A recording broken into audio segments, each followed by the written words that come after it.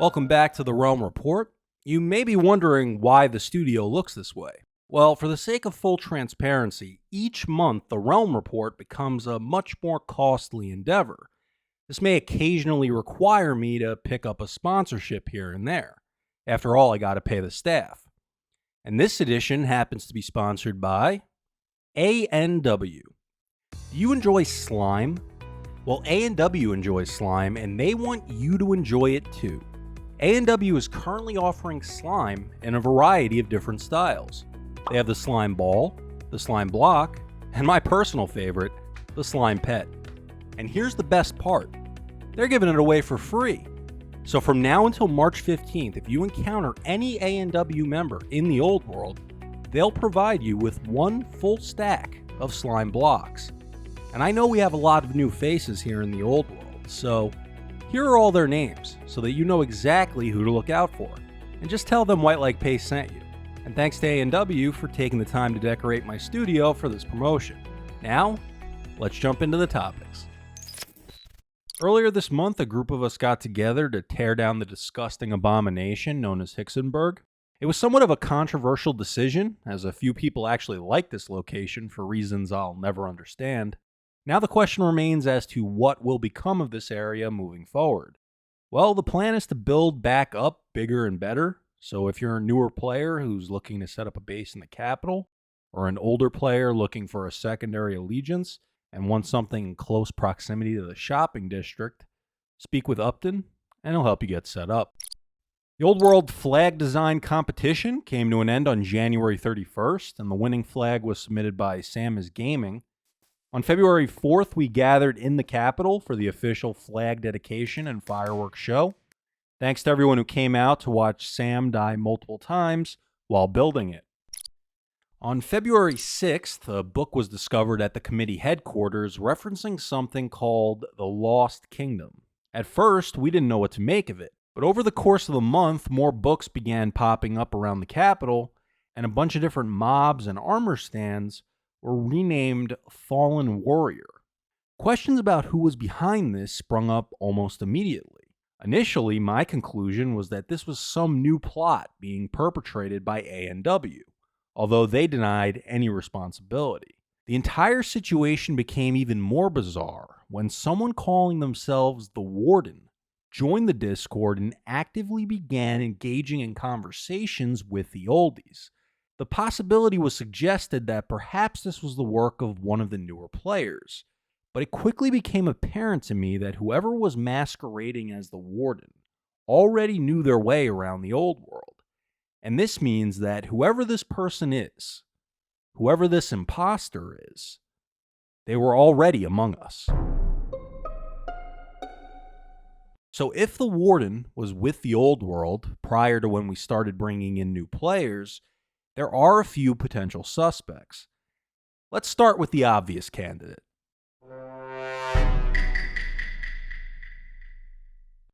Now, I'm sure many of you assumed that I would be quick to throw an accusation at Plague, but to be honest with you, I don't think Plague has anything to do with this.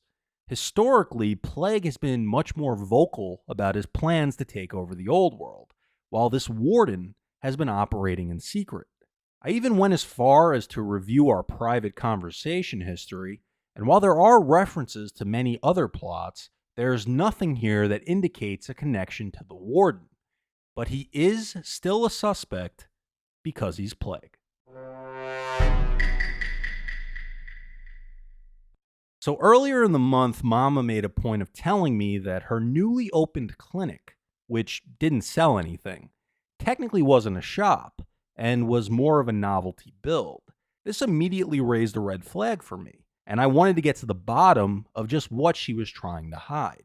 Unfortunately, the old world only has one other known medical professional, so I sent him undercover to determine the validity of this clinic's operations. And what he discovered was shocking. Mama had falsified her medical license. If Mama is capable of plagiarizing medical certifications and operating an illegal clinic, just what else is she capable of? Perhaps she's capable of being the Warden?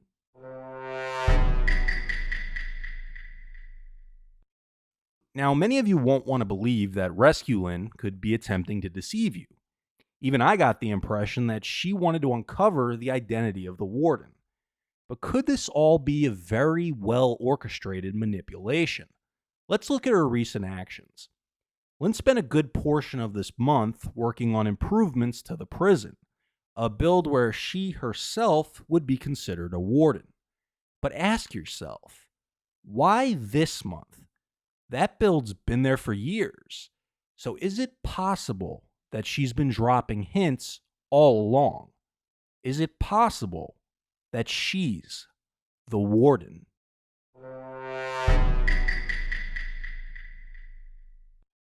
As some of you may know, Zulu has publicly expressed an interest in writing. In fact, one of his books is already featured in the library. Could these books that have been appearing just be other works of Zulu? He's also been off on his own working on mysterious floating islands. Could this be the Lost Kingdom being referenced in these books?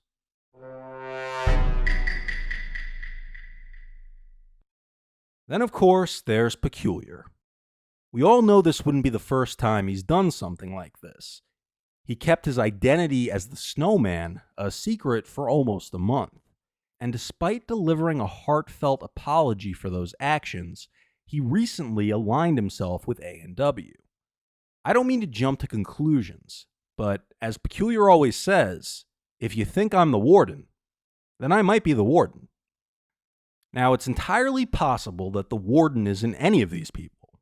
The Warden could easily be any of these people.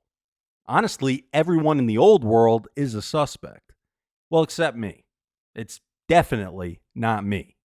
But 1 week from the time this Realm report goes live, the identity of the Warden will be revealed.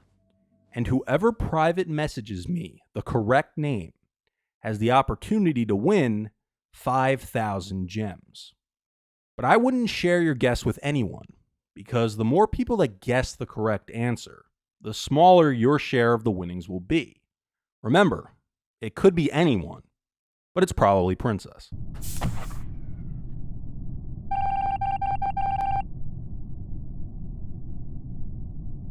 This month we ran into a bit of an issue when attempting to update the server for the patch that fixed the XP furnaces.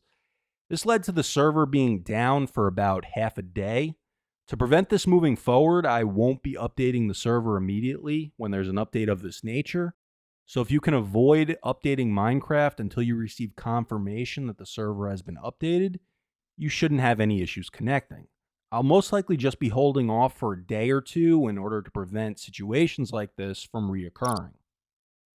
We had our first significant change to the gems currency this month since we originally started using it back in January of 2021. Beginning on February 5th, the Deep Slate variant of ore blocks that were introduced in the 1.17 update have now been added into circulation. The reason for this is that it's been noticeably more difficult to find the standard variation of the higher value gems ever since 1.18. Several people had reached out to me about the possibility of making this change, so we put it to a poll, and that was the result. Nothing else is changing with the currency at this time. As I mentioned earlier, this month saw the introduction of several new players to the old world. One of them, going by the name Uptown's Girl, was recruited by none other than Upton. So this month he spent the majority of his time giving Minecraft instructional tutorials. For instance, he recently completed a 5-hour seminar on the fine art of crafting, but today he wanted to cover another essential skill, mining. So he's back with us today to demonstrate proper mining technique.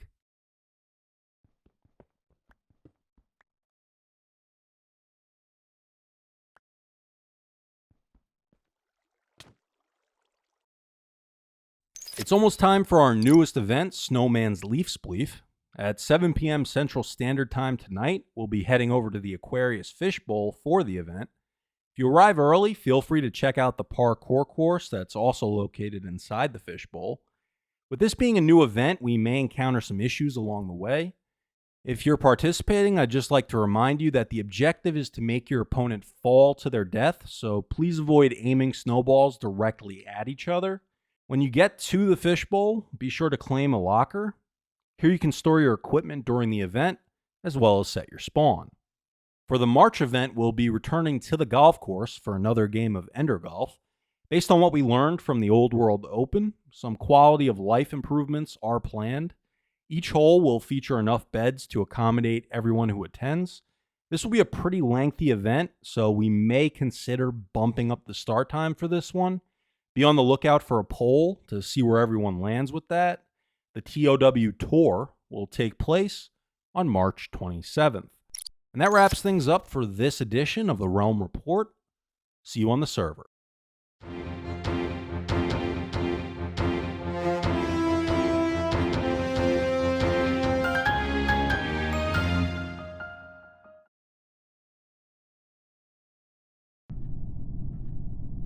It's not fucking me!